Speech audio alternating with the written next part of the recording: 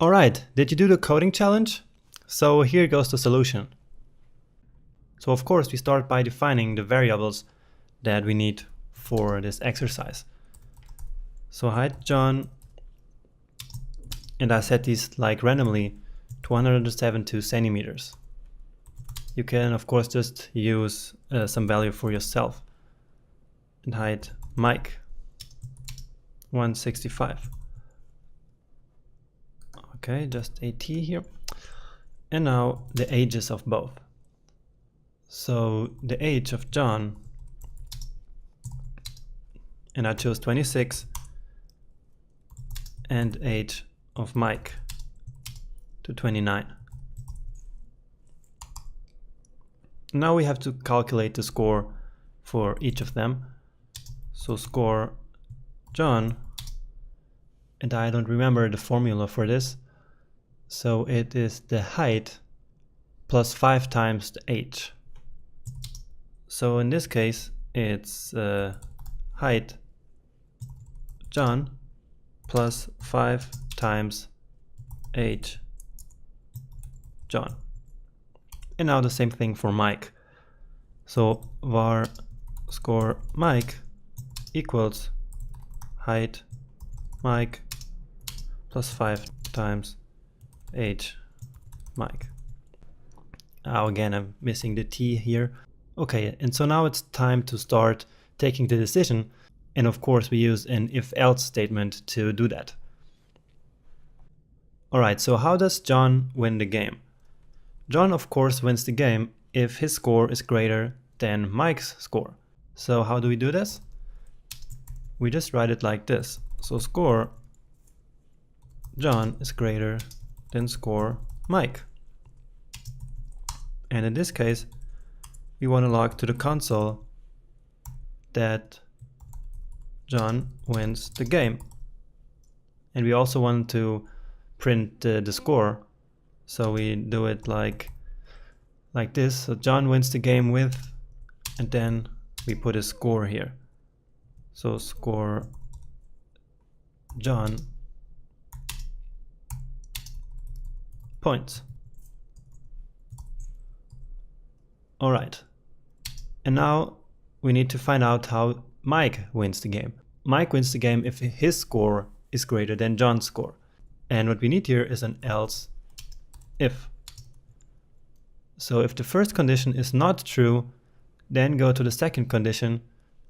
So the second question is score Mike greater than score John.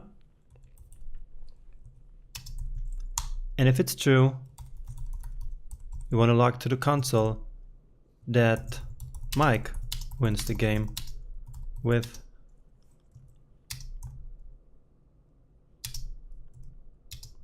points. Alright, so and none of these two are true, then we go to the else part of the if-else statement. So that will be console.log there is a draw. Cool. So we could of course make this even more precise by writing else if score John is the exact score than Mike has. So score Mike. Now in this case this wouldn't really be necessary because the only way in which this and this is not true is that they have the same score. So this part would not be necessary here.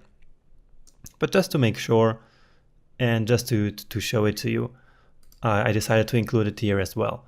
So let's now take a look at the result of the game. Alright, so Mike wins the game with points, but it's something missing here. And of course, because I didn't include it here. Alright, so I have to of course write score Mike in here and then plus. So let's do it again. And now we have the result. Mike wins the game with 310 points. Let me just check the score of both of them. And that's something we can do here in the console, which I didn't show you before. is that we can actually access these variables that we created here.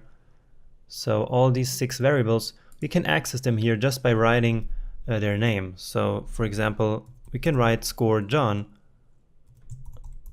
here, hit enter or hit return, and then we can see their value. So score John is 302 and the score of Mike is 310, and that's why he won the game. So everything is working just fine, right? Now suppose that John was a bit taller, so 192 for example, and now, yeah, here we go. So now John wins the game with 322 points. Let me just check their scores again.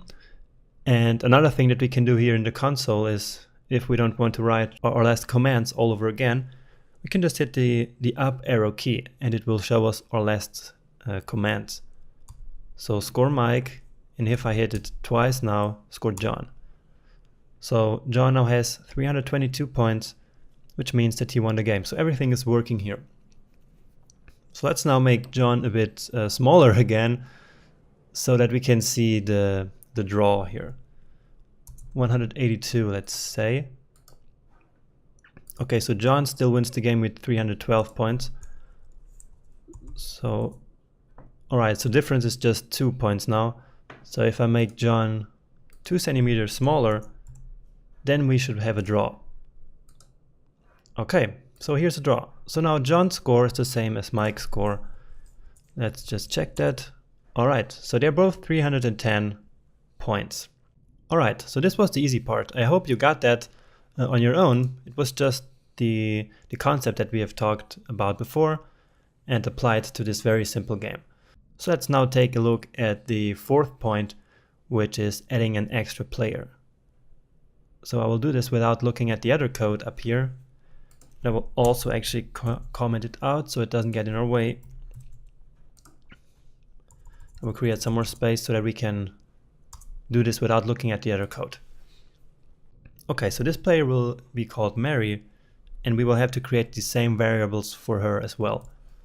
So we need her height, of course, which will be 158, for example, and we need her age. So age Mary will be 31, so she's a bit older. And then we need, of course, to calculate her score. So score Mary equals height Mary plus 5 times her age.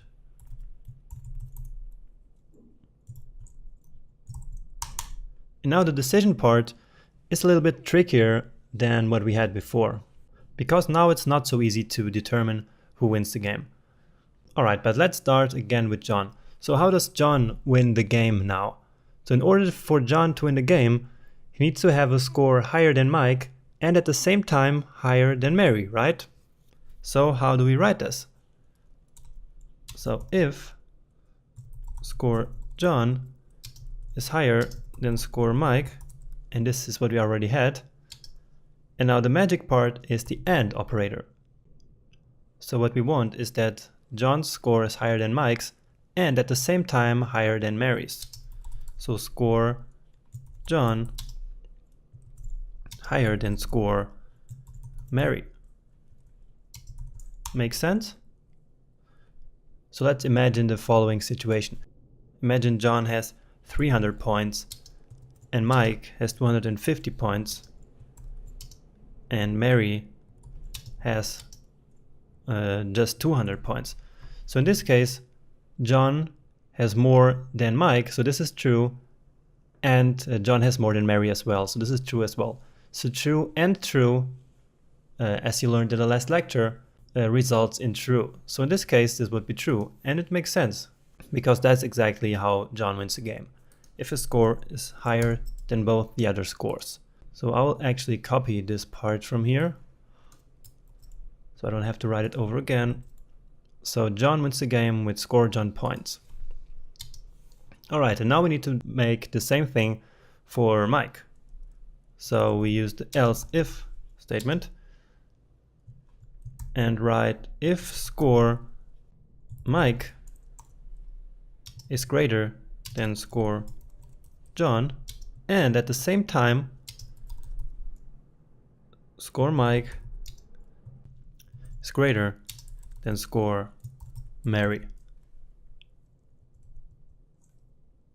And in this case, Mike wins the game. So I'll just come here and copy this part of the code and paste it here. Alright, and now the same thing for Mary. So this is simple, right? So Mary wins the game if her score is higher than Mike's and John's at the same time. So score Mary needs to be greater than score John, and score Mary needs to be greater than score Mike. And in this case, we have, of course, Mary and score Mary. And now the final part, if none of these happens, then we want to draw. So if no one wins the game, then of course we have a draw. So it is a draw. And let's actually do it differently by saying it's a draw, just to show you something. Because now JavaScript simply finishes this string here, as you can see, as the rest became white. So we open the string and then we close it here. And this part is no longer part of the string, which is not what we want. So we have to escape this character, and we do it here with the backslash symbol.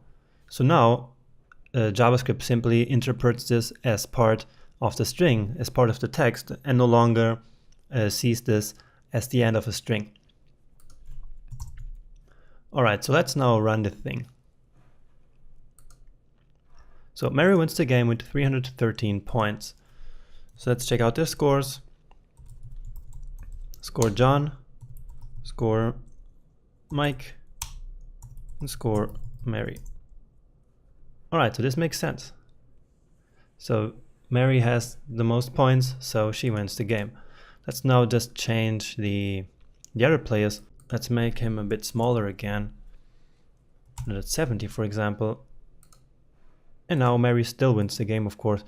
Yeah, I should have made Mike taller. Let's make him 195. And now Mike wins the game. And once again, I will check out the scores by hitting the up arrow on my keyboard.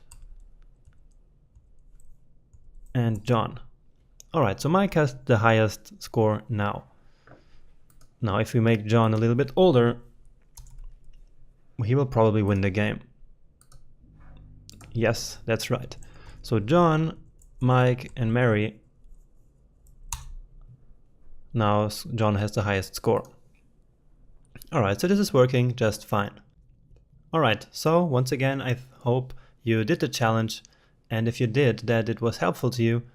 And if you didn't fully complete this part here, then it's not a problem.